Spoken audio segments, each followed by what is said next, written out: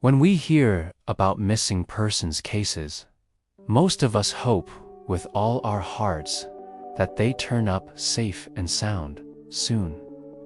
But sometimes these cases are never solved and the victims are never seen again. And unfortunately, this is one such case. So today, we'll be looking at the case of Elsie Wiggington and finding out what really happened to her. Elsie Mae Wiggington was born in 1942 and grew up in Richmond, Virginia. She was a beautiful young woman with a big heart who had a passion for helping others.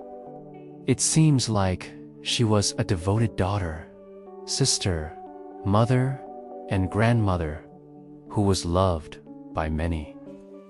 Throughout her life, she worked as an emergency medical technician, helping others in their time of need.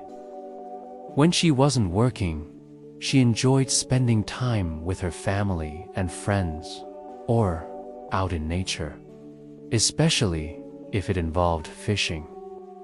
Elsie lived for the simple things in life, and she was always quick to lend a helping hand to anyone who needed it. In 1983, Elsie married Jimmy Allen Parton. They had 2 children together, a boy named Jamie and a girl named Amy Lynn. Sadly, the couple would divorce in 1989, but Elsie remained a loving and caring mother to her children until her death. Her son Jamie would later marry a woman named Tina. Together, they have 3 sons, meaning Elsie also became a grandmother to 3 lovely boys. For some time, Elsie and her former spouse got along well. But in October of 1996, everything changed. After several years of living a peaceful life in Virginia, Elsie's ex-husband, Jimmy, decided to move to Florida. However, he would soon find himself back in Virginia, but not for good reasons. On October 16, 1996, Jimmy was arrested for assaulting his new wife, Brenda Parton. He was charged with domestic violence and spent 12 days behind bars before being released. However, not long after his release, Jimmy went missing. His truck was found abandoned near a bridge, but there was no sign of him anywhere. Despite extensive searches by local authorities, he was never found. All that was left behind was a note written in his wife's handwriting, which said, "I want you to know how sorry I am, but I can't live like this anymore." This disappearance came as a shock to everyone who knew him, as he had no history of such behavior and was generally regarded as a kind and gentle man. At first, Elsie was deeply concerned for her ex-husband's welfare and did everything she could to help locate him. She even put up her own money to help cover the cost of searching for him. Unfortunately, despite her best efforts, Jimmy was never found. His disappearance left a huge hole in the hearts of those who loved him, and they were desperate for answers. Now, while the police were looking into Jimmy's disappearance, Elsie was going about her normal life. However, she would soon find herself in danger. At around 1:30 p.m. on November 11, 1996, a neighbor saw her leaving her home. At 4:30 p.m., another neighbor saw her entering the woods behind her house. This was very unusual because Elsie never entered those woods, and she certainly would undo so late in the day. But still, no one thought much of it and just assumed she was taking a shortcut somewhere. But later that night, when Elsie didn't come home, her family began to worry. They tried calling her friends and neighbors to see if they had seen her, but no one had. They then called the police and reported her missing. A massive search effort was launched, involving hundreds of officers and volunteers.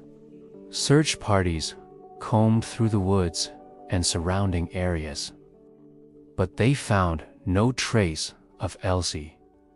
Her car was found parked in front of her house, and her purse, glasses, and medication were found inside. Her front door was locked from the outside, and there was no sign of a struggle, leading investigators to believe she had left voluntarily. But as days turned into weeks with no sign of Elsie, the family's hope began to dwindle. They were desperate for answers, but sadly, none were forthcoming. And so, they were left wondering what could have possibly happened to her. Elsie's disappearance shocked the small town she lived in. Everyone knew her as a friendly, outgoing woman who would never hurt a fly. Her sudden vanishing act baffled the community, leaving them to speculate on what could have possibly happened to her. Some believed she had simply run away from her problems, while others feared the worst. The lack of answers only fueled the rumors, making the case one of the most talked about in the area. As the investigation continued, detectives began to piece together the events leading up to Elsie's disappearance. They discovered that she had been receiving harassing phone calls in the weeks prior, but she had never revealed the caller's identity to the police. In addition, Elsie had recently obtained a restraining order against her ex-husband following a heated argument over child support. Could these two incidents be connected? The detectives hoped so, as it would lead them closer to finding Elsie. But sadly, the investigation hit a wall. Despite following every lead, the police were unable to find any evidence of foul play or determine a motive for why someone would want to harm Elsie. With no concrete answers, the case went cold, leaving the family to grieve without knowing what had happened to their beloved mother. But that's not all. You see, although the police never gave up on the case, her family did. They believed the police weren't doing enough to find their missing loved one. So, they took matters into their own hands.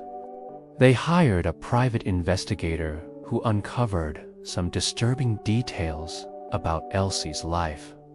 It turns out she was in a lot more danger than anyone had realized.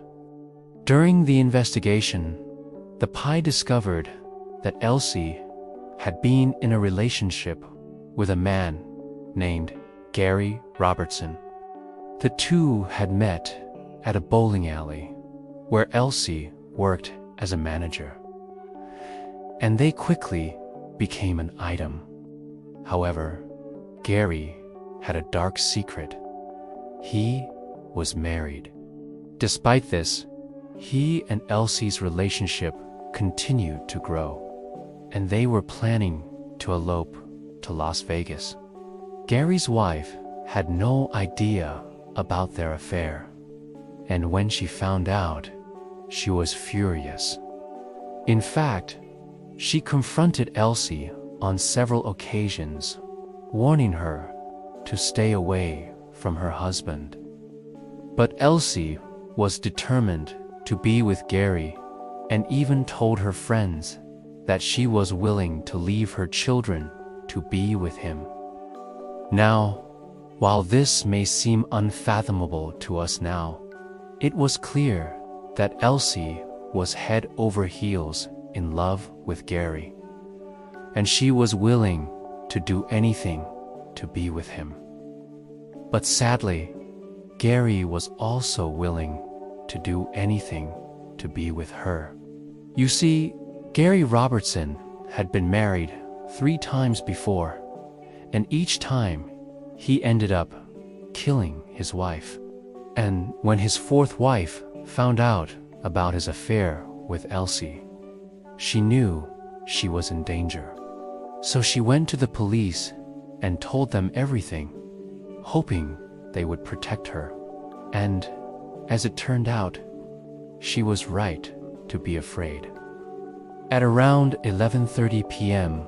on December 11th, 1996, Gary called Elsie and asked her to meet him at a secluded spot in the woods. Elsie agreed and went to meet him. But she was never seen alive again.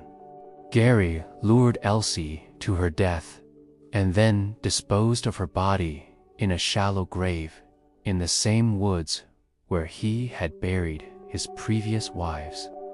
After killing Elsie, Gary returned to his wife and acted as if nothing had happened.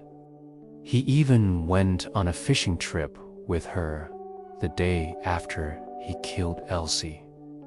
But eventually, his guilt caught up to him, and he confessed everything to her. He told her that he had killed his other wives as well as Elsie, and led her to the graves where they were buried. Gary was immediately arrested and charged with 4 counts of murder. He was sentenced to 4 consecutive life sentences without the possibility of parole.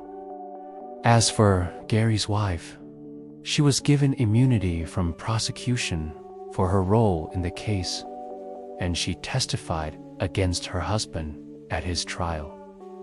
So, there you have it, the disturbing tale of Elsie Wiggington, a mother who was killed by the man she loved. If you think that's scary, then you should watch the next video.